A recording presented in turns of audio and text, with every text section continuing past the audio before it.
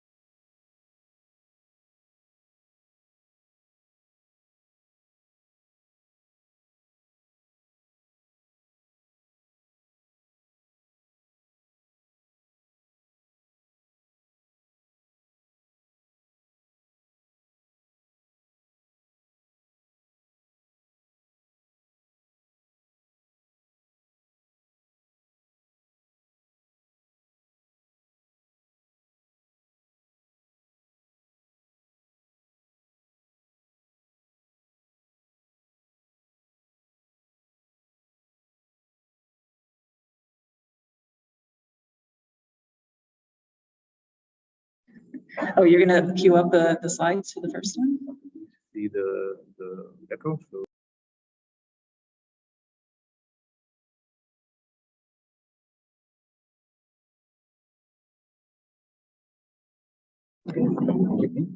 Oh, you would like me to say something? It says.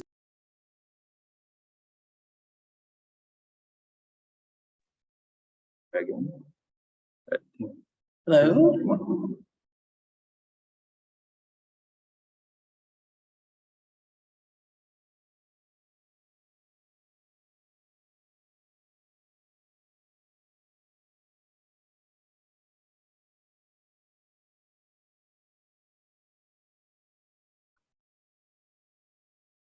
Testing 1, 2, 3. Testing. I think so. All right, let's see how this goes, and then is it too much of an echo? Oh yeah, okay.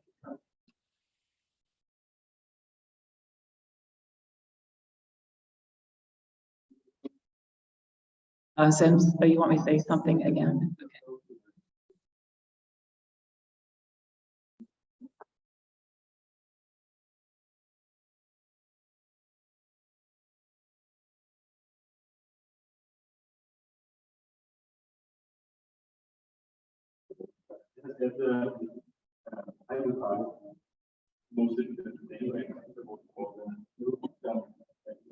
Want to make sure that actually wrong because we have questions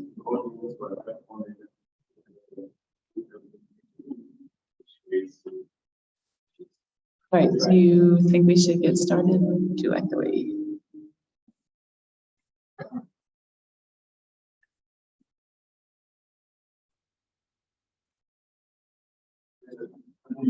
Okay.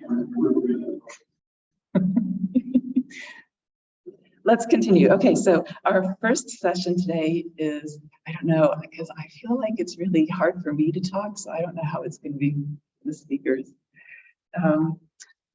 Our first session today is a technical session, and our first speaker today requires no introduction, Jean-François Aubry. He's going to give a presentation and really hopefully set the stage on such important information that we all need to know, the path to safe and effective transcranial ultrasound stimulation. So, Jean-François.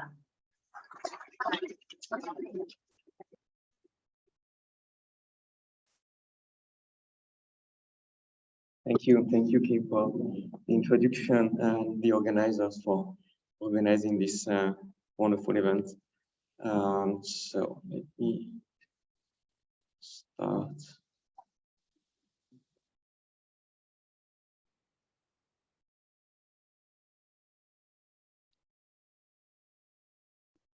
Do I have to share the screen? Okay, sounds good. And sorry, I would like to see my screen as well.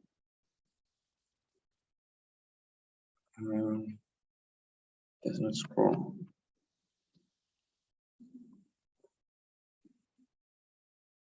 Okay, sounds good. Great, let's go. So I'm going to talk about the path to safe and effective transcranial ultrasound stimulation. We all want to induce a strong target engagement. But to do so, two things, of course. First, induce a response of the tissues. I see one here with the whiskers moving, so definitely we see some response here. And also, we have to make sure, if we want to see a strong target engagement, that we target the right location in the brain. So you have to combine both. Make sure to have an effect and make sure that you know where you are inducing this effect because of the defocusing effect of the skull. There's been lots of studies on rodents. On rodents, you do not need to compensate for the skull aberrations necessarily, because the wavelength of the ultrasound is actually larger than the thickness of the skull. So you can end up using even quite high frequencies on rodent, and you see that you still have quite a sharp focusing.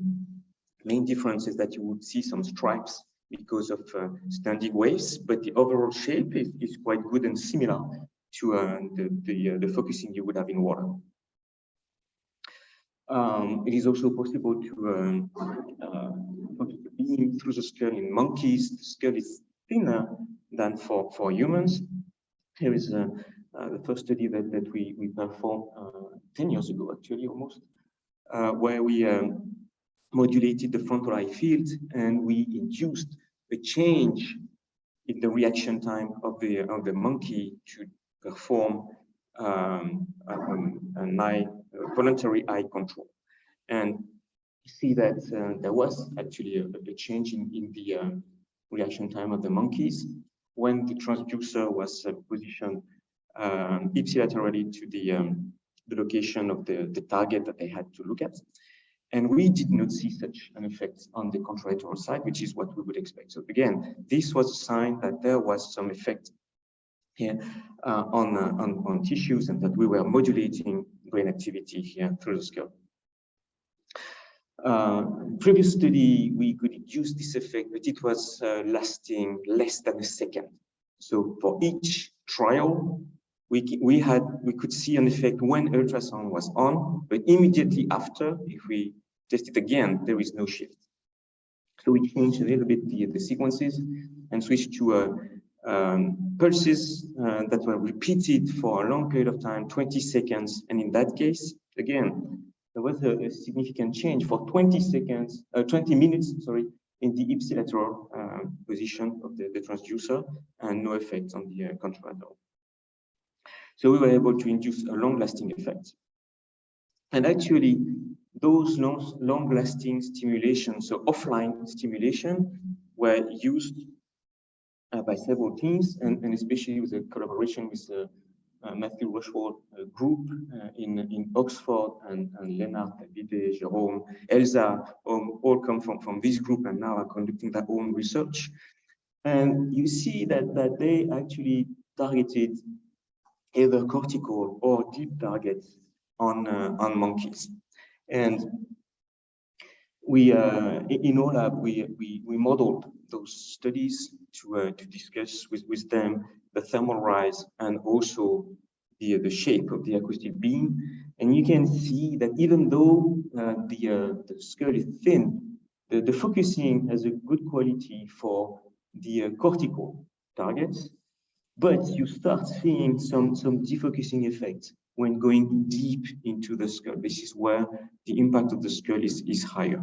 So focusing to cortical targets is easier because the beam is already focused while entering the beam, so it stays roughly at this location.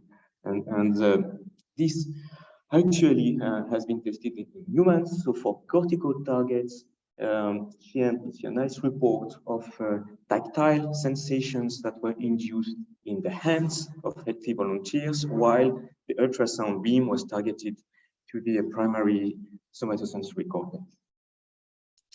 And actually, it is also possible to try to take advantage of using low-frequency ultrasound without any correction through the skull. Those are simulations that we performed to illustrate this. You see that even though the focal beam focusing is not perfect, it can be improved with aberration corrections, but still it's way much easier to concentrate the ultrasound beam at low frequencies. But keep in mind that sometimes it works, sometimes it's more difficult if you do not compensate for the aberrations. And so recently, a lot of clinical studies took place. And I thank Ghazal and Elsa for helping us putting all this all together and having a look to all those studies. And we actually looked at the ultrasound parameters that were used in those studies. You see, there's been quite a lot, and I mean, the number is growing, and I'm pretty sure we will have other presentations, other studies presented during this conference. The question is, do they report strong target engagement? They report some neuromodulation effects, but most of the time those are slight effects. So how come we don't see very strong targets? We don't see hand movements. We don't see effects that are as high as the ones that have been shown on rodents or even on primates. And we had a look at those studies. We tried actually to simulate the acoustic field inside the head. So to do so, we looked at not only the ultrasound parameters, but also the description of the targets, so that we would reproduce the location of the transducer and the target. This is, for example, quite a deep target, but some of them are cortical targets. And it's a nice study because you see here very clearly how the transducer was located, where is the target, where was the transducer. So in that case, it's kind of easy, at least easier to model all the setup and try to have a look to the distribution of pressure. And you see here also the first parameters. Those are the ones also that we used in our simulations. So I'm not going to detail 22 studies that were listed here. Let's have a closer look to some of them. You see, so some have cortical targets, visual cortex, for example, somatosensory cortex. Some are more deep into the brain, thalamus, hippocampus. And you see that the frequencies also vary. Most of them are what we call low frequency ultrasound, between 200 and 600 kilohertz. And the various transducers in terms of size were used. So again, we modeled all this. And let's have a look to 3 different studies. Again, this is low frequency ultrasound. So you would expect for those configurations to have quite a nice focusing. But actually, we were surprised to see that even at low frequency, focus is so good when you focus deep into the brain. We did it on 3 different skulls. And for this study, all the time, we saw some significant effect of the skull. Brinker is the same. So this is a plane perpendicular to the propagation of the field. And same thing for Padron. You see, there is some focusing, of course. The energy is located at the center of the screen, but not as good as we might want. Here's a perpendicular view. Here, the focusing looks better, but actually, if you look at the perpendicular direction, this is where you will see the speed focus. And same thing for the other ones. And even though here you see that actually for Brinker, you see quite a nice focusing, but it's not at the right place. The target was the red point. And the blue point is the point of the maximum pressure amplitude. So it means that in terms of target engagement, you are trying to modulate the red point, but you are actually going to modulate the blue point, which is the different area of the brain. So you are not going to induce the effect you are willing to. Which leads me to challenge number 2, and that should maybe be challenge number 1, because I don't think we can neglect the defocusing effect of the skull. And you know that to do so, if you use hundreds of elements, then you can shape the ultrasound beam in order to compensate for those aberrations and refocus back the field. Usually, the way we do is that we perform CT scan, and from the CT data, we model the acoustical properties of the skull, speed of sound, density, and in some cases absorption, so that you can actually simulate the propagation on the ultrasound beam through the skull, predict the distortions, and then compensate for it. We use time reversal. You can use phase shifting. At the end, it's the same.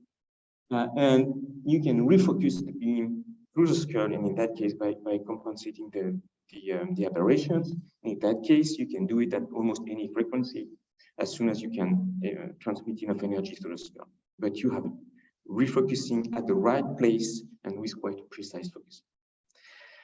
It's possible to do it based on CT data, but also on MR data. Here's a photograph of a skull and the UTE image of the same skull that we obtained at the University of Virginia.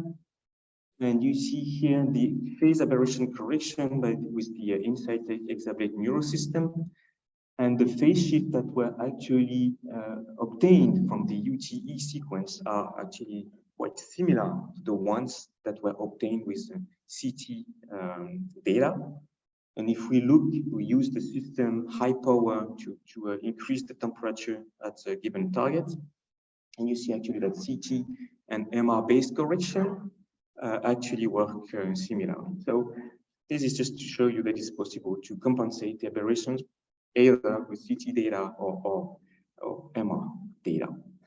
I like this illustration to show the benefit of compensating the aberrations. You see, if you are using a large helmet like the one Insight has developed, the aperture is so high that you see some focusing. Of course, again, most of the energy is concentrated around focus, but the thing is, it might be shifted away, might be smeared.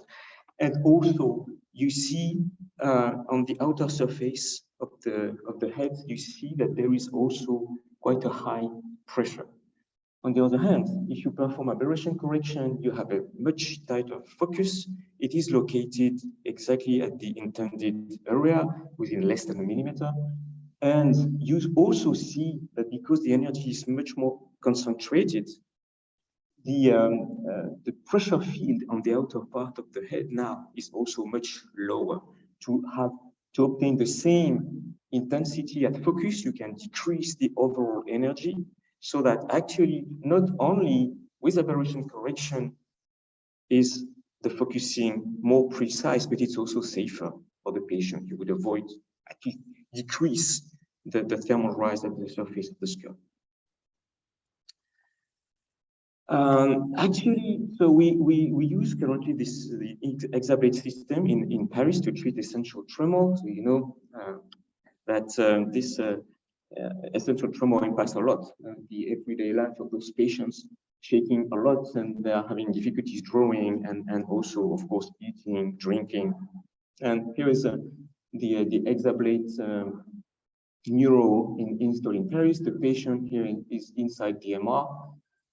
And so we perform aberration correction, increase the power. Of course, this is not neuromodulation. This is thermal ablation, but you see why I'm showing this to you. But you see a precise focusing, and it's possible to create a lesion. And this is, I would say, permanent neuromodulation. We completely change the behavior of the thalamus in that case, of the VIM. We were able to stop the tremor. And this is an example of the impact it can have on the patient. You see, we asked the patient to write the date of the treatment. This is before the treatment, it's hardly visible, and this is after the treatment. And you can see actually that the patient was even surprised to be able to write so well, and so he's actually writing better and better, and the year is way more written than the rest. So you see the difference before and after. But this requires lots of energy, typically 10,000 joules to perform this ablation. And I want to give you a brief overview of what we're going to present at the first symposium next month. And we took advantage of this system, and we added some accelerometers, MR compatible accelerometers on the hand of the patients. And so we once the neurosurgeon presses the start sonication button, you might know that there is a 30 seconds delay, so that the neurologist inside, close to the patient inside the MR room, is asking the patient to hold the posture. And we start actually recording the tremor. This is during the treatment. And so that we would record actually the change in tremor during the high power sonications. And you see here first, the first sonication, we went up to 51 degrees, so that the tremor in blue before sonication is quite high. After sonication, it decreases. And this is what actually people tend to call neuromodulation. It's a transient effect. You see that for the next sonication, 5 minutes later, blue is back. So the tremor was back. So the tremor decreased temporarily and then went back. And then second sonication, this time is between 10 and 20,000 joules, depending on the patients. And you see, again, a huge drop in the tremor. And this time, the tremor does not go back. So the treatment was efficient, so we achieved the lesion. So you see the kind of target engagement we should be able to obtain. This is clear for the first sonication that there was a clear drop in the tremor, and then it went back and we do the treatment. And usually we have, in terms of recording, we have a 90% drop in the power of the tremor that we measure with the accelerometer. Actually, we tried to go further, and before going all the way to those high level, high power sonications, we took advantage here. The sequence in the treatment is first we align, we make sure that the images are correct, we verify the location of the target, and then we increase slightly the power to see this modulation effect, the transient effect, and then we treat high. And actually, before we increase the power, we wanted to test the advantage of the insight system is that we have a precise targeting. So what about we test the sequences that we used before for neuromodulation, and this time very low power. So we use the system at a very low power, only 8 joules in that case. So of course there was no visible thermal rise in that case. And we were kind of hoping that with the accelerometer, we could see a slight effect, maybe not 90% as we saw when performing ablation, but at least something that could show some target engagement. And actually, that was a shock. I mean, it was great news, but very impressive. And what we saw actually was a 98% decrease in tremor by using 8 joules, so very low power and only 3 times 5 seconds sonication. It's a 5-second typically sonication. Very low power, but we see a strong reduction in the tremor. This was way beyond what we were expecting, and to be honest, the neurologist went out of the room and said, "Why did you sonicate at full power? I'm supposed to tell the patient, be careful. We're going to sonicate full power. You might have some heat sensations." And the patient said, "My tremor is gone." So the neurologist really thought that we did the thermal treatment, but actually we didn't. And so, of course, I was excited, extremely excited when I saw that. I can tell you that the neurosurgeon was not excited at all, because to her, I mean, the patient was there to be treated. To treat the patient in the Insight machine, you need the patient to have his tremor, because you need the feedback to test if you are at the right location, if the patient is experiencing some side effects. Fortunately, the tremor went back after 30 minutes. So we induced this effect for 30 minutes. And then it went back not to the initial level. It was way less, but at least there was some tremor we could monitor and we could treat this patient. And actually, second patient that we treated, same thing. This time we were kind of expecting this maybe to happen again. And again, we achieved a 97% tremor reduction in the power.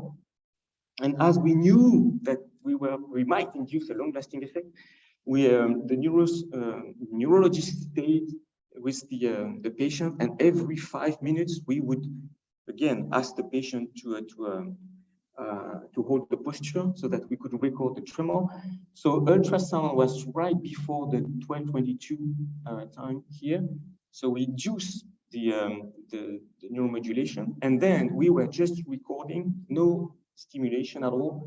And for at least 30 minutes, again, we saw this dramatic decrease in tremor. So to go back to the thermal effects, when using high energy, yes, we can modulate transiently, and at the end, you induce permanent lesioning and you treat the patient. So of course, this is the result that was very important for the patient, because this is the treatment. But to us, this was the most important part. It showed that if you make sure of the location of the target and you use the right neuromodulation parameters, even with very low acoustic energy, it is possible to have quite a strong target engagement. So the only thing is that the price to pay is quite high. I mean, you probably know the price of the Insight machine. it was more an opportunity for us. We were going to treat those patients anyway with this machine, so we took advantage of it.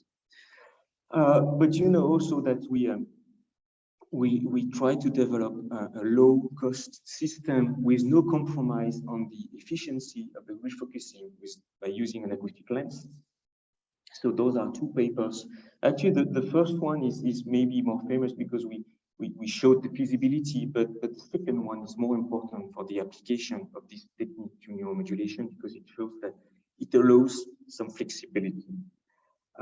So basically, we showed that with this lens, it's possible to achieve aberration correction with quite a low cost.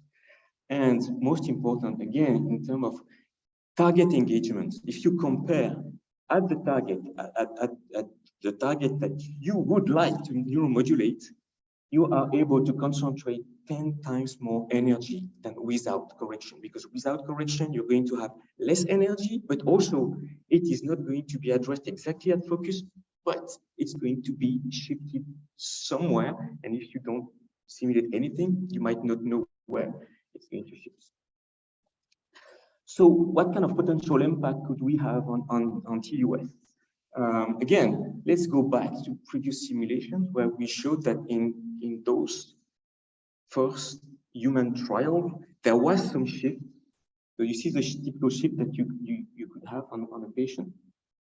And this is with the lens. So we did the same, we created the lens, and then we simulated the field that we would have. And you see that now the target point is at the same location. Discussed also this extreme case scenario where the beam was shifted away so far that actually there was almost no energy, it's way less energy at focus. And with the lens here, there is still a small difference between the red and the blue point, but you see that at least the target is within the main forward point. So we believe that it is possible to induce effective neuromodulation. I showed you I was going to tell you about the path to effective neuromodulation. We did it with the Exablade neural system. We hope to be able to do it soon also with the lens-based approach that is much less expensive. I did not talk too much about the path to safe neuromodulation. Most of the work that I showed here is clearly safe, even if it's not it does not induce a very strong effect, it's safe. And I would point to the expert consensus paper that we are preparing on biophysical safety of TUS. And this is part of the iTrust Safety Committee. So this will be part of a different talk, and we will discuss it at iTrust, and there will be also a paper available. And we will address, we already discussed this in plenary meetings, both the mechanical safety of TUS and also the thermal safety of transcranial ultrasound stimulation. I want to give you here a personal opinion. This is not linked to the iTrust Safety Committee. Think twice before using in humans test parameters that have been published, for example, on monkeys. And in our lab, for example, we are not going to use exactly the same parameters as the ones we used on monkeys. We know that human skulls are thicker, and that the thermal rise is likely to be higher than on monkeys. And so we are currently adjusting those parameters to make sure that we will induce less than 2 degrees thermal rise. So I just want to point this out. Be careful when translating data that might be promising, parameters might be promising because they were effective on primates, but it's you need to be careful. What is your target? How far away are you from the skull? And what kind of skull are you dealing with? Is it a human skull or a monkey skull? I would like to thank, of course, the sponsors and the team in my lab that collaborated in this research. Thank you very much.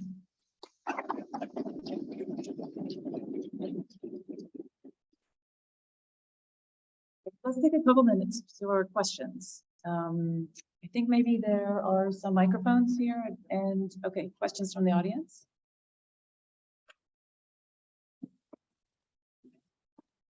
Leonard, why don't you go ahead and we'll repeat the question. Leonard, did you have a question? Go ahead. Or not.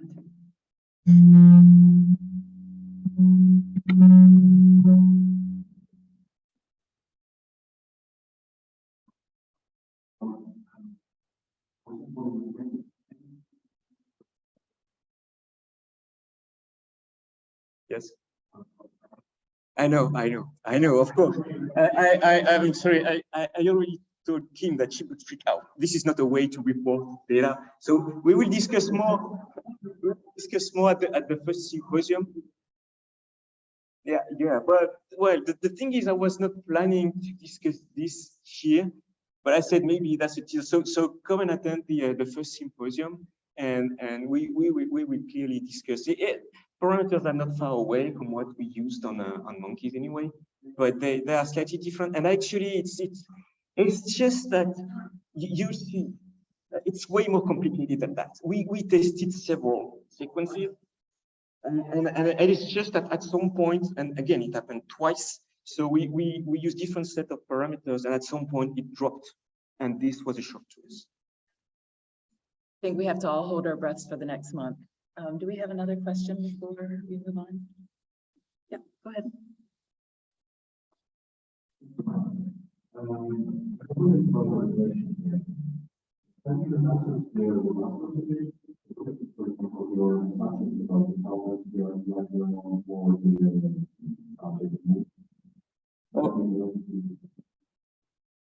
Well, yeah. So if the subject moves, yes, that would be clearly a problem. So with the lens, we will use a head holder. With the Insight Tech machine, I mean, there's no way the patient can move. There is a stereotactic frame attached to the skull. So again, the Exablet system, I think, is a wonderful tool to test all those parameters, because you make sure that the patient doesn't move. Aberration correction is quite good and has been validated by several groups now. So it's a huge advantage. It's just that we are using it at the extreme low end of the power. I mean, it's a fraction of the power, so it was not designed to work with such a low power, so it's a pity. But at least we make sure that this holds. And just one thing, because you might also wonder, what is, I mean, we did some simulations of human studies. So how confident are we in the simulation? We made some progress here, and you see on the left, this is the simulation. On the right is the experiment on different skulls. And you see that the aberrations differ from skull to skull, but we are able to catch this also on the simulation. So we have pretty good agreement now between the measured pressure fields and the predicted pressure fields. In the past, we used to have, I mean, clearly, yes, you could say on the simulation, you could see some defocusing effect. You could see some defocusing effect in the experiments, but they just did not look like. Just that you could see an effect, but they did not compare. Now they do. I think in the interest of time, we should move on, but please join me in thanking Jean-François.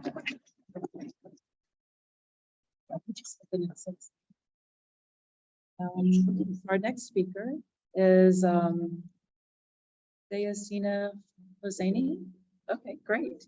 About a validated template for computational dose modeling for transcranial focus ultrasound stimulation.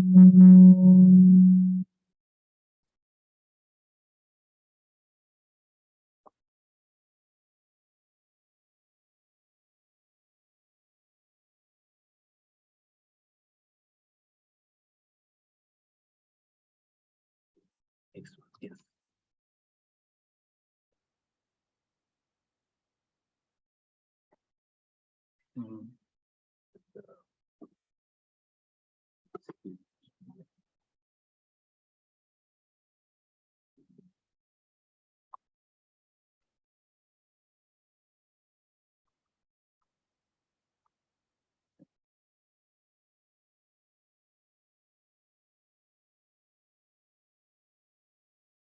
Maybe we can close it.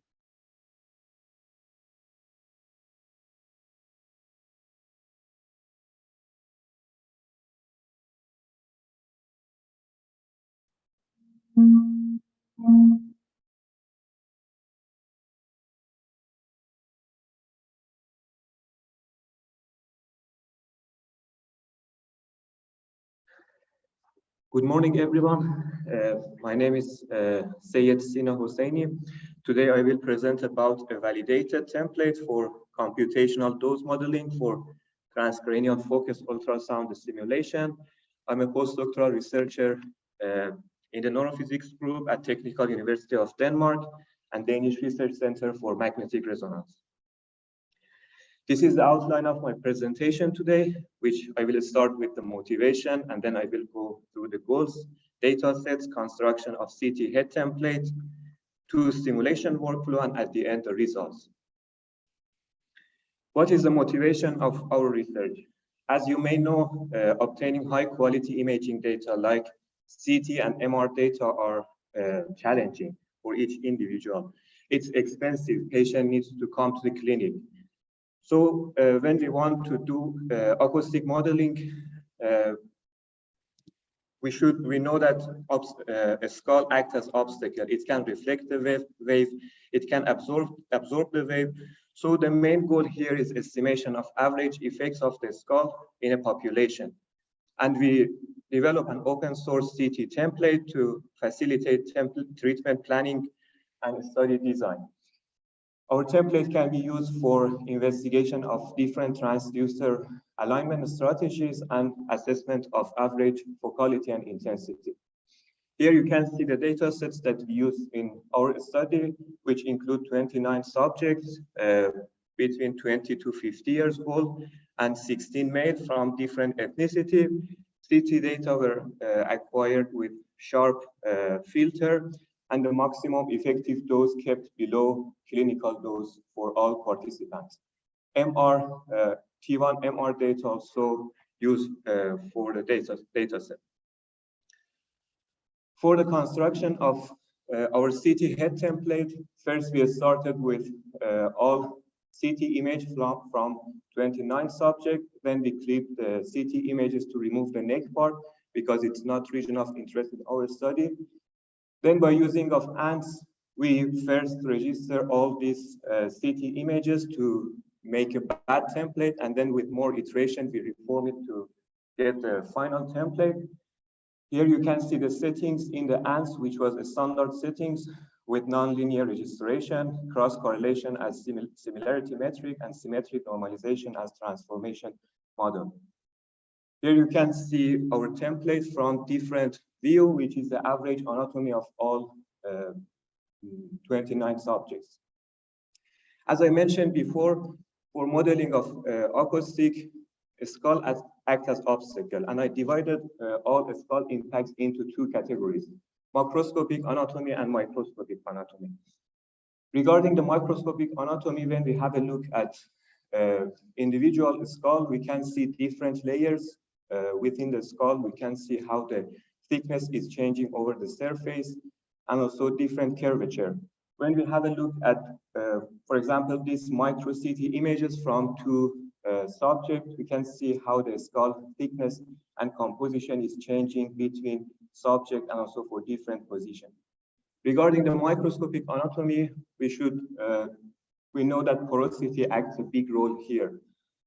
And also density, speed of sound, and attenuation are also acoustic properties that we should take care when we want to do acoustic modeling.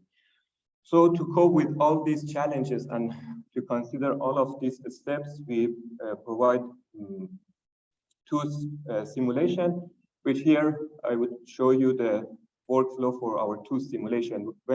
That we start with MR and CT images from the same head, and then we clip those CT images again to remove the neck part. Then by using of only CT images, we provide the first material property mapping. Then we fed CT and MR images into the CHARM. CHARM is a reconstruction toolbox for the whole head, which is developed in Axel's group. And by using of this toolbox, we first co-register CT and MR images of the same head, and then we do the segmentation to provide to have the different tissues. And then now we have the mask, regional mask for the skull, for brain, air, and bone. And now we can update our property mapping with the new data. And you can see how the noises are reduced here. By using of charm toolbox, we try to also find the best position for the transducer. Given the total simulation time and also different skull thickness and composition, we only sub-selected from EEG 1010 standard system to ensure that our results are generalized to other positions. And we use the charm toolbox to find the transformation for each subject. And now we use all this data to do the acoustic and thermal simulations. Regarding the material property mapping, we first started with CT images, and we used the linear relationship between the Hans field unit and density. Here you can see for the negative values of the Hans field units, we try to use the air and water as the anchor points. And for the positive Hans field units, we use this electron density phantom tissue to find the linear relationship for the positive Hans field units. So here we can have the mapping for the density, and also there is a direct relationship between the density and the speed of sound, which we use it for mapping the speed of sound. However, acoustic attenuation assumed to be constant because there is not a stable and validated way to map the acoustic attenuation. So we use these three values for the air, water, and bone. We replace all intracranial soft tissues with water because of the similar acoustic properties with water, and also around the skull replaced by water because of the better coupling between the transducer and bone here. And then for the simulation, now we have all this data and simulation is missing. For the simulation, we use the spectral method in K-Wave, which is one of the toolbox in MATLAB. And this method, we need at least half of the minimum wavelengths for the grid spacing. We try to set all initial settings to be sure that our results are accurate enough. So we use 15 points per wavelength in water with a special discretization of less than 300 micrometer, temporal discretization of 14 nanosecond, and simulation time around 147 microsecond. And we use a staircase-free geometry for the source. Here you can see the waveform that we use to drive our transducer, which was a short burst. And for the thermal simulation, we validate our peak pressure from this short burst to be used instead of continuous waveform. Transducers are modeled broadly similar to the commercial transducer with 64 millimeter spherical radius and aperture diameter, and also distance to focus around 52 millimeter. For the simulation, we use three different frequencies. For 500 kilohertz, we use 24 different positions on the skull from this EEG 1010 standard system. And for 250 kilohertz and 750 kilohertz, we use only these 6 positions on the skull. Regarding our acoustic results, we try to define a different metric. The first metric is the peak intracranial pressure. The second one is peak full width at half maximum volume. And also the last one is the angular deviation. Here you can see the results which we showed in the box plot for the intracranial pressure versus all different positions for 500 kilohertz. Red dot shows our template, and we try to actually subdivide these results to different, based on our transducer position. And for example, here we can see less pressure for OZ, which is behind the head, and we have a thicker skull behind the head. From this correlation plot, we can see the correlation between template and also the median for the intracranial peak pressure for 3 different frequencies. Our results shows a strong correlation between template and median, especially for 250 kilohertz, which is because of the larger wavelengths, and it is less sensitive to the microscopic features in the skull. Here you can see also the results for the full width at half maximum for all these 24 position for 500 kilohertz, and again the correlation between template and median for these three different frequencies, which it shows nice fit between the template and median. And then angular deviation results for 500 kilohertz. And again, here you can see the correlation between template and median for these three different frequencies. Here I should mention that because the values for the angular deviation are small, so it's not one of our key parameters. But you can see that our data captured nicely. And when we do the acoustic simulation, we should also take care of the temperature increase. So we try to also do the simulation for temperature increase here, and we use the ultrasound-induced heating. We increase the intensity of our transducer to get 1 megapascal pressure based on the template, and we use the data from template because we use it to plan the pressure. Here we turn on the transducer for 4 seconds and then capture the temperature after 4 seconds, and then we turn it off for 40 seconds and then record the temperature here. We did simulation on all subjects for these 6 positions, and here you can see peak temperature for only for the skull for these 6 positions. Again, our template shown in red. And we can see actually the maximum temperature increase for POZ, which is again behind the head, and it has a thicker skull. From the correlation plot here, we can see a nice fit between template and median for this, for the skull and the skull. However, our results shows a less good fit for the bone, and it's because of the limited values of the bone temperature. We also try to record the mean temperature, as you can see here, within this cylindrical volume for the temperature of the skull, brain and skull. And again, from the correlation plot, you can see again a good fit between the template and median for the skull and also for the skull. However, less good fit for the brain. So as a conclusion, we show here that we see that the template represents the median of the simulated pressure, and temperature maps from the individual reasonably well in most cases. The template is useful for treatment planning and optimization in studies of young adults, and our template has limitations for old adults and also safety matrix. Thank you for your attention.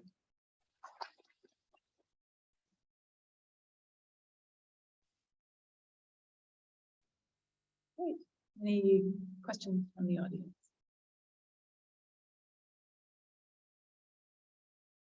Yes. No. Okay.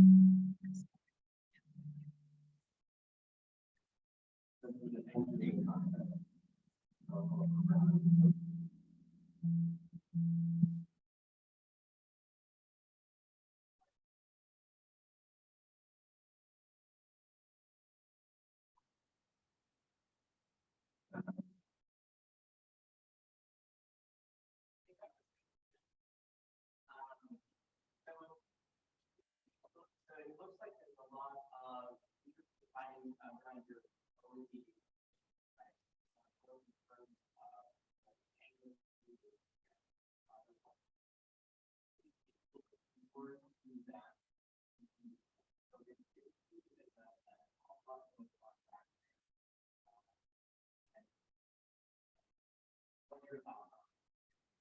Yes, so thank you for your question. Maybe it's better to go back to here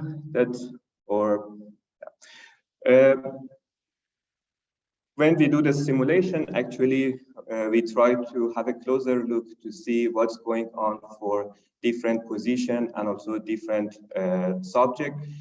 And as you mentioned, we saw maybe interesting pattern of the beam when we send ultrasonic waves from behind the skull, like OZ or POZ, which we have thicker skull and also different composition in the back of the head.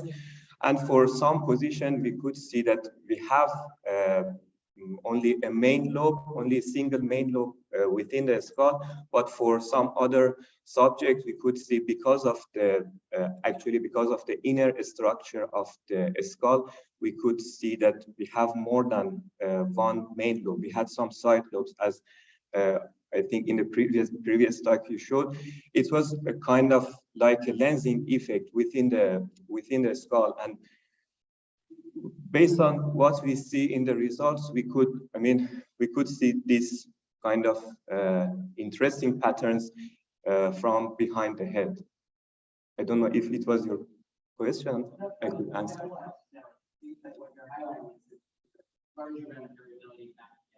Yes. Sure. Great. Join me again in thanking our speaker.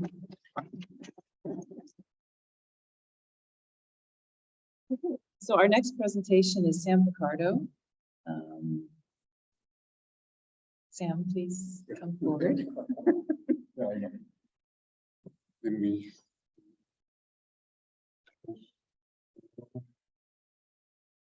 Here I am. Yes, so I'll turn down.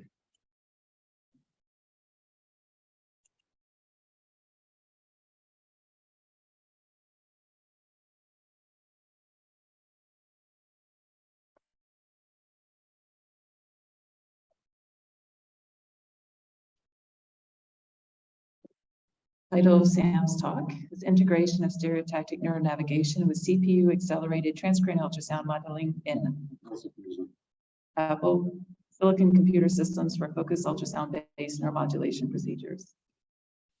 So, what's the pointer? Okay, so it's a pleasure to be back in person. So I can remember the last time and then the conference, what was in Eastern Toronto. So I can remember the last time I came to Europe for a conference. I'm very happy to be back.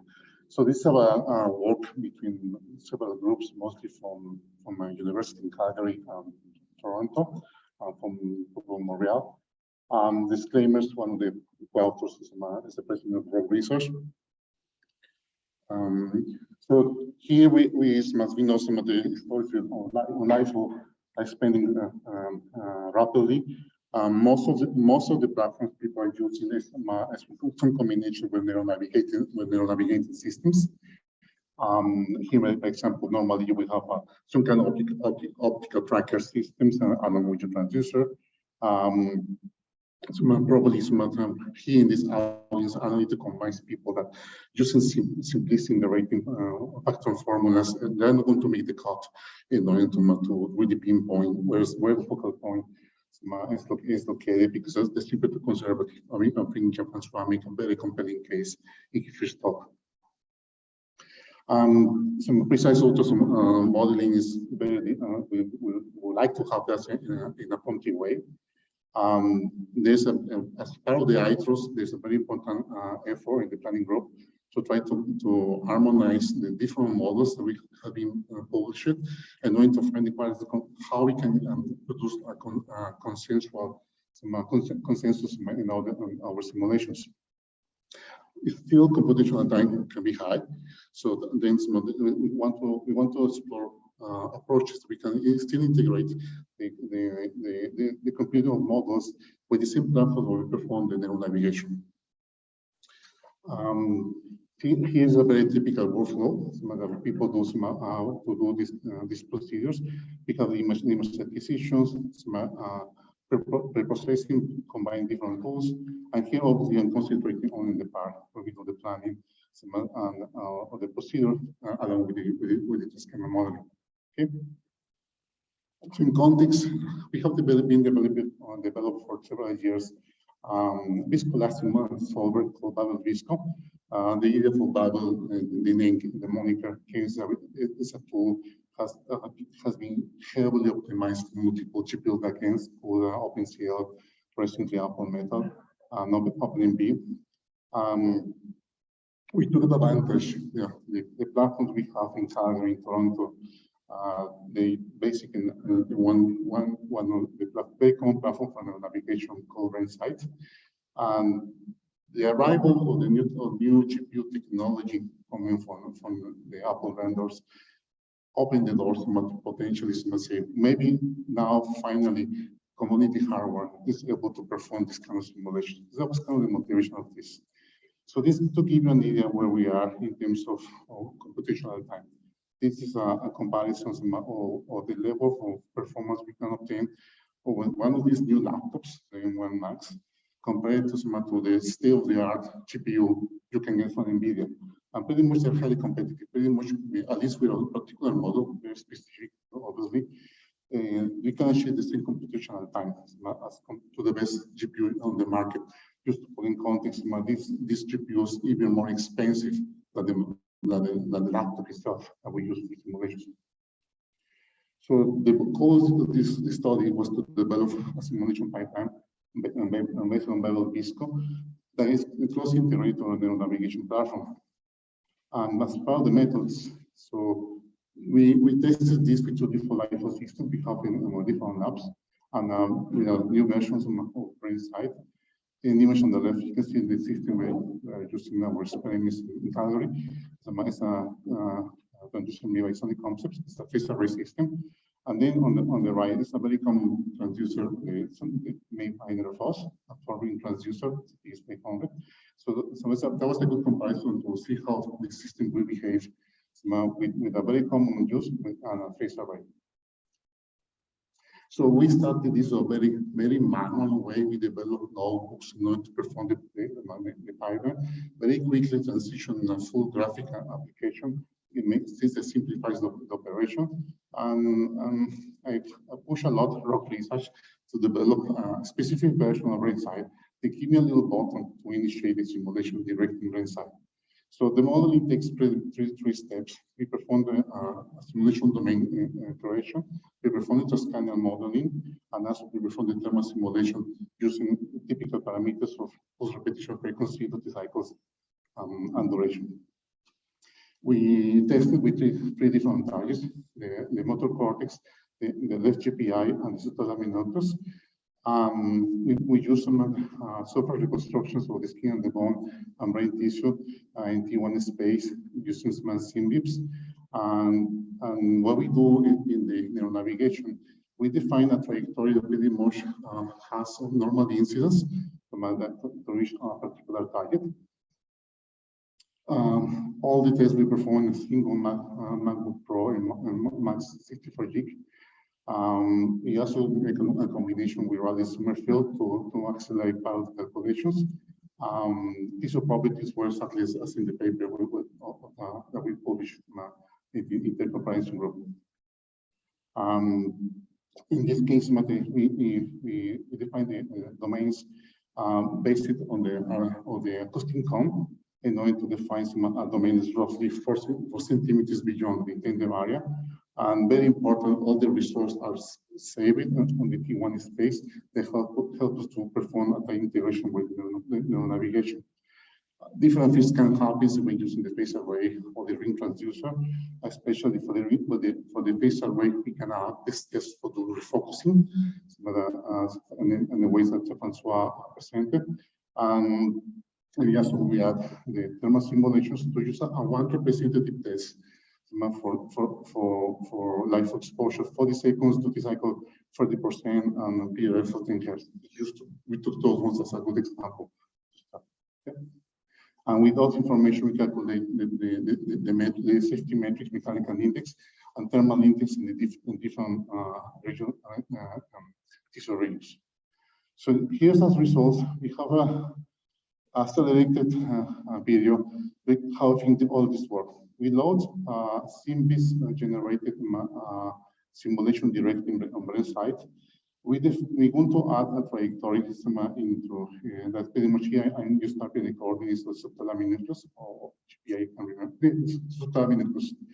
And here I just tilting the trajectory, and at the end you will see I want to arrive to orientation that in two directions. They're orthogonal, as you can see in the image on the left. Then I add a new target into procedure. Here's the left subthalamus nucleus.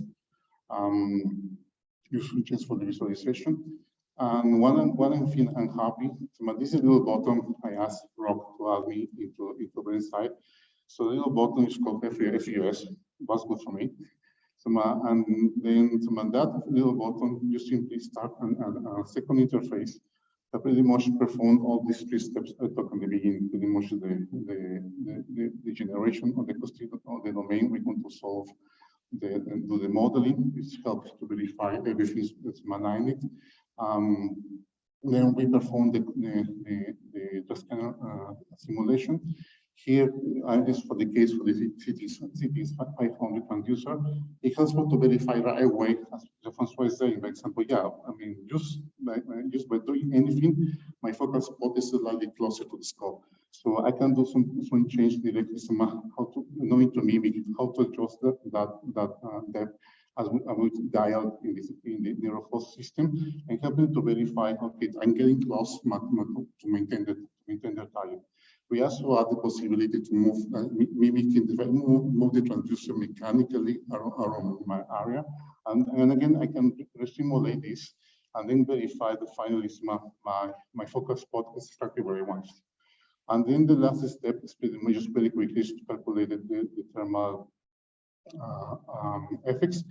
And in this one, we're going to see as part of the opus, all the safety metrics for mechanical index and thermal index, depending on the energy we want to deliver. In this case, we use ISPPA as parameter, and depending on the value we type in, then we can calculate all the safety metrics regarding thermal index and mechanical index. So it can help us to verify if the parameter was chosen. But something nice, when we close the interface, the results are loaded automatically back into Brainside. So that helps to verify, for example, okay, definitely the titles are where we wanted. And now we can use in combination with T1 imaging and then to verify how that focus spot is covering some of our intended region. And also to verify, for example, how we're going to access that region. So the user interface, we try to make as simple as possible, very simple parameters like I choosing the ultrasound frequency, the push per wavelength. For the refocusing, depending of this transducer has the capability to do refocusing. We have a choice just to activate refocusing. In the neural system, we have possibility to adjust the steering and this mechanical displacement of the transducer. And as we mentioned, the final step produces this safety metrics that helps to verify the chosen parameters that want to be safe. Okay. Many opus things are generated during the pipeline, like STL files of the transducer location and the acoustic cone helps to verify if that particular location is really is not hitting unintended targets like a sinus. Yeah, I want to scroll very quickly some results of the different types we tested. The motor cortex with our transducer entirely, and we tested from 6.1 wavelengths, 9.1 wavelengths, 700 kilohertz. Then for the deep types like less GPI, the simulation in that one we chose to go low frequency because it's so deep. Otherwise, our system is not capable to deliver no power. Then we got found some indication what was we managed to do very tight focus spot at 700 kilohertz. Again, think if this refocusing was only very nice refocus, but only what we activated the refocusing option. Yeah, so again, some of with this tool, we managed to apply all the different corrections to use the depth or move mechanically some of the transducer. Something interesting, all that motion, mechanical motion, we need to bring them back. Why exactly does it mean in the service space? And so we do those calculations, and the trajectory, a modified trajectory is calculated in order we can use that during the delivery. So there's a little bit on performance metrics, how much time all this data to run. These are all the different tests we tested from different frequencies, from low to high frequency, different depths. So the most thing you can take a look at is very much the domain size. the papers per wavelength, how many points per period, and how many temporal steps we use. So it's a different combination of things that they can happen in order to produce complete simulation. So broadly speaking, except for the very deep targets, 700 kilohertz, all the simulation work takes less than 10 minutes in a single laptop. So pretty much push you in the ballpark and something is feasible to conduct in a very community hardware.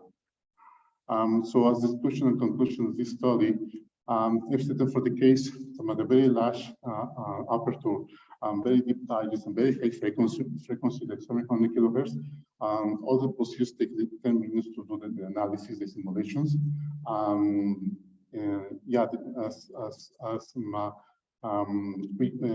ultrasound modeling step is the one that takes more time. We're in the process to add some CT and CT-based simulations. And we are still making exploration to simplify the calculations for ultrasound modeling to reduce some redundant calculations. And one of the long-term improvements was we are collecting now a lot of data is to potentially explore the possibility to really fully accelerate this with machine learning. Yeah, so as conclusions, the current version we have now is helpful to establish some of the for example, one study we have in Calgary to show how truly selective it can be, and also targeting multiple targets related to hormone disorders. This procedure can be expandable over transducers. Yeah, integration between brain side and liver brain, pretty much using the same computer unit now has been completed. But this is not totally specific to brain side. This can be really take over to other solutions like 3D slicer and slicer IGT. So yeah, so the current generation of this new type of hardware finally is giving us the opportunity to explore to do this kind of simulations using very simple hardware. And with that, I just want to thank our funding sources. Thank you.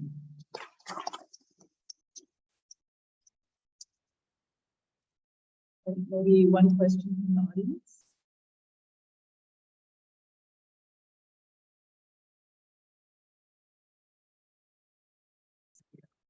So thank you again, Sam.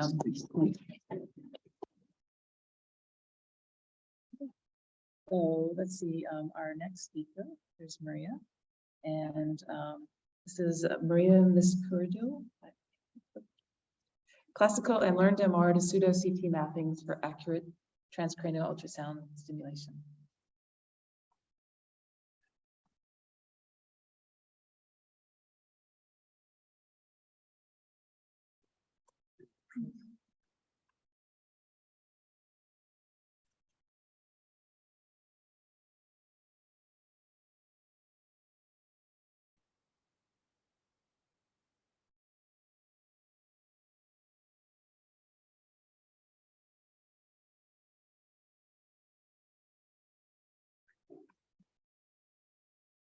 So, hi everyone, I'm Maria Miscurio. I'm a PhD student in the biomedical ultrasound lab. And today I will explain some methods that we implemented on how to map from MRI images to pseudo-CT images so we can use them for TUS applications. So, as you've already heard today, ultrasound has many therapeutic applications, and we know that if we focus the ultrasound waves in the brain, then we can ablate brain tissue or modulate brain activity. But as these waves travel to the brain, the skull causes them to aberrate. So if we want to account for these changes, which we do need to, then we need an accurate image or a map of the skull. And the best way to do this right now is with a CT scan because it gives us the best skull to soft tissue contrast. However, CT does involve a lot of ionizing radiation, which is problematic in neuroscientific studies as we want to avoid radiation since we usually involve healthy subjects as well. So this is where the motivation comes from to explore if we can use MRI images instead in this treatment planning. So we're really lucky to have data from 161 subjects, and they all have a CT image and at least one of two types of MRI, either T1 weighted or ZT or both. And then we split this data set into two, a ZT part and a T1, along with their paired and co-registered CT images. So what we really care about is implementing this method that will map from an MRI images to a CT, and we do this separately for the two types of MRI images. And you're all welcome to guess which of the two works better based on how similar the MRI and the CT look. So we implemented two different kinds of methods, a classical one and one using deep learning, and both have an input and output, and then we also have the real CT, so we can evaluate at every step how similar a pseudo-CT and CT look. And the way that these two methods are different is really that for the classical method, we have the input and we have the specific mapping. This is what we encode. We encode the function from the MRI to the CT, and the real CT doesn't matter here.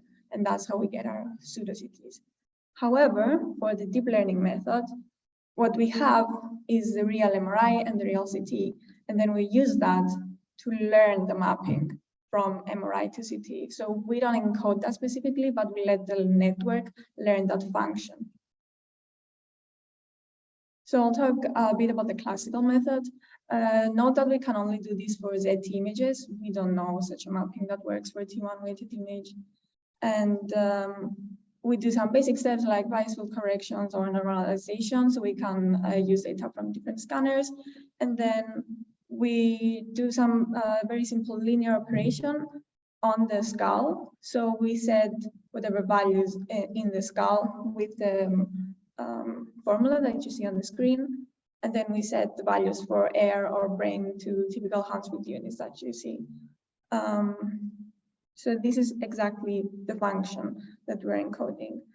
The way we got that linear function was by plotting the ZT versus CT values only within the skull, and we take the first principal component of the density plot.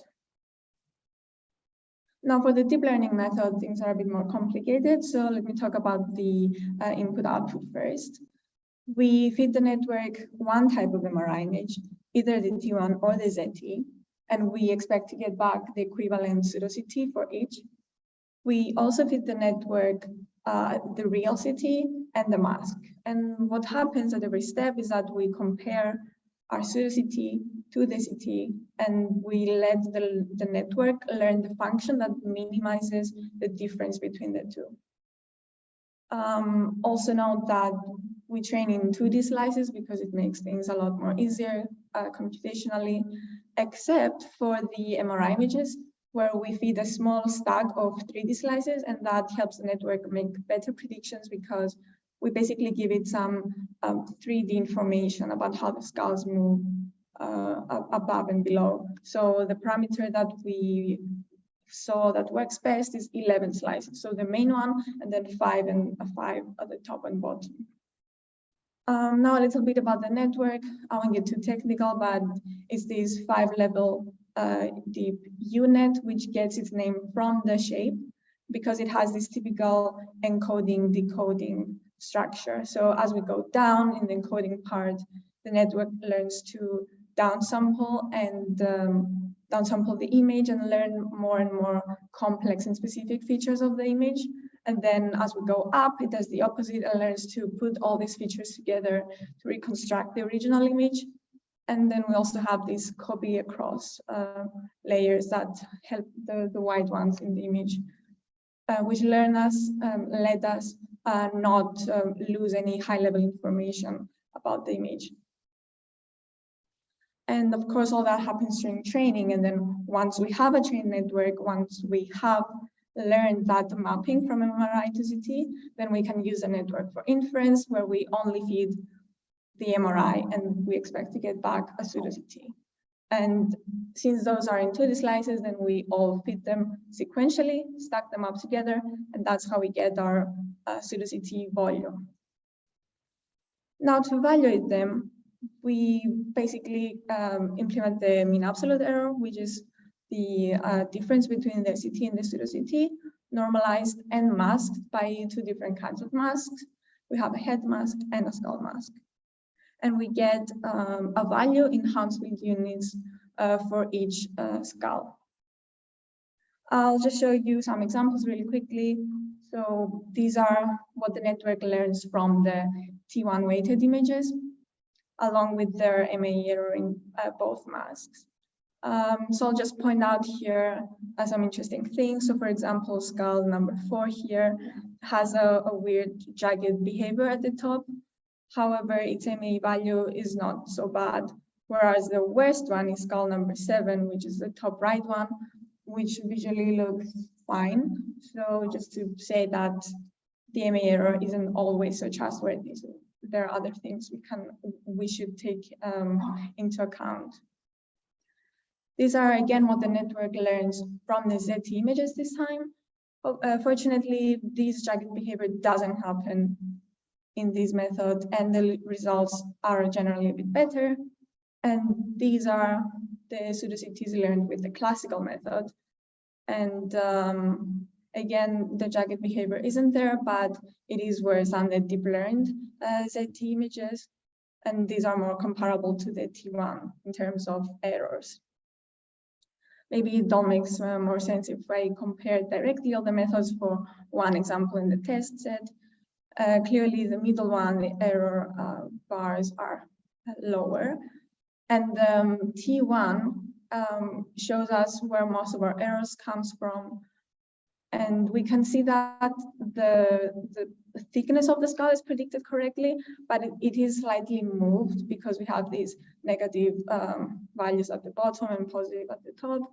And we think that's because of registration errors that happen in the pre-processing steps.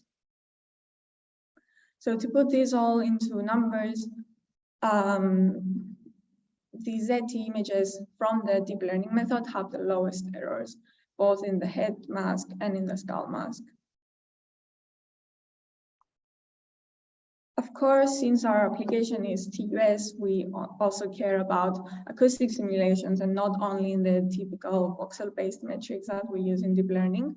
So we run 3D simulations in K-Wave with an F1 focus ball transducer driven at 500 kilohertz. We chose 4 targets, the right and left visual cortex, which is like in the back of the head, and the left and right motor cortex, which is on the top of the head around here. These are common targets for TUS studies. So I'm just showing you a simulation example here. So what K-Wave has as input is the CT image, and those sound speed values get converted to sound speed values. And then we have our simulation. So here you can see the pressure amplitude map for the real CT and the pseudo-CT, as well as their different mask. So what we care about is getting the size of the focal volume right, the position as well. And if you cut through the spatial peak, we also care about the maximum amplitude to be right, as well as the position of that maximum is. So in this example, you can see that the pressure is slightly overestimated in the pseudo-CT simulation, which is the red dotted line around here. Again, to put this all into values, we can focus on the last 3 rows here, which sum up all the targets in the brain. And again, the ZTE results do seem to be better, and that's consistent with what we've seen before with the voxel-based metric. So as an average across all targets and all methods, we have a 7.3% error in the focal pressure, around 11% in the focal volume. And when it comes to the focal position, it is just under a millimeter off.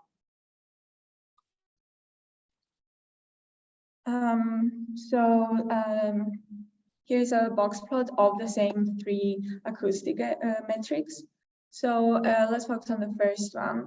These 2 methods are the deep learned ones, and the third one is the classical. So we can see that these 2 have a different behavior because the line of 0 is here. So in the deep learning method, the focal pressure in the pseudo-CT turns to be overestimated, whereas in the classical method, it is the opposite.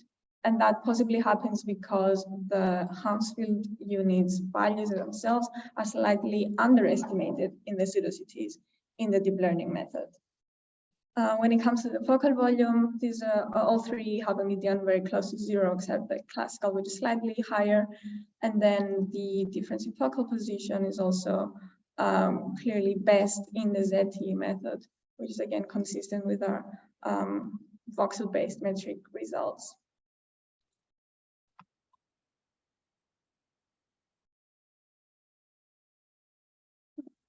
I realized you couldn't see what I was talking.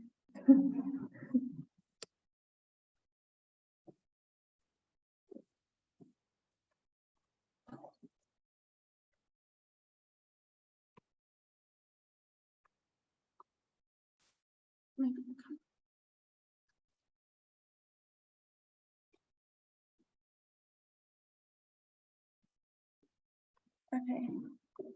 Okay, fortunately you didn't lose too much. This is what I was talking about. So let me just reiterate that this, the third box plot in the first box is the one that shows that the focal pressure is underestimated in the classical method, whereas it's the opposite in the deep learning methods. The one on the right shows the errors very close to 0, and then the middle one, the middle box plot shows that the ZT results have the lowest error in the focal position. So just to sum up, basically we have shown that we can use MR images to generate pseudocities that can be used for acoustic simulations. Our neural network has comparable errors to whatever is in literature. And the main result is that the ZT images produce better results than the T1 weighted, which is not surprising because we do have a better signal of the skull, whereas in the T1 weighted, it's just black. We hope that we can do some external testing and maybe release this as an online tool where people can test their MRIs and get a pseudocity. And feel free to ask me any questions or email me or read the paper which explains all the details. Thank you.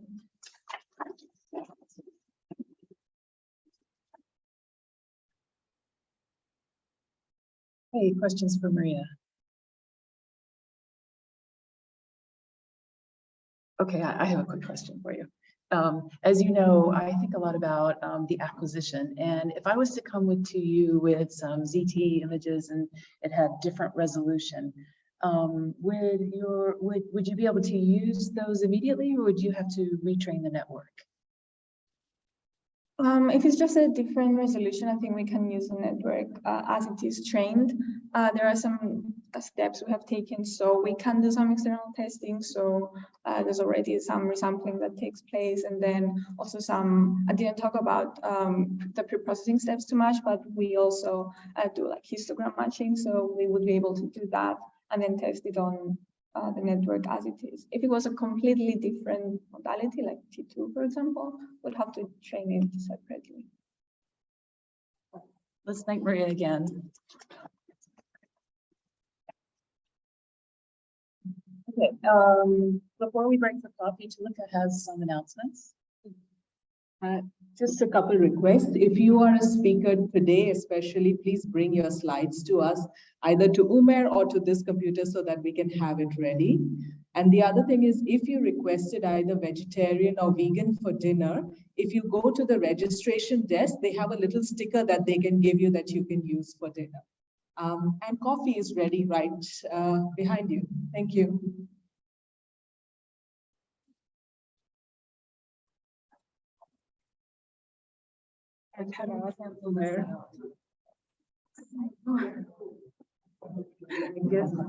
Yeah. Oh, okay. So this is, I think, just what needs to play in between. So the speaker doesn't need to see all of this. We need to know this. This is Can what we just maybe mute here for a second?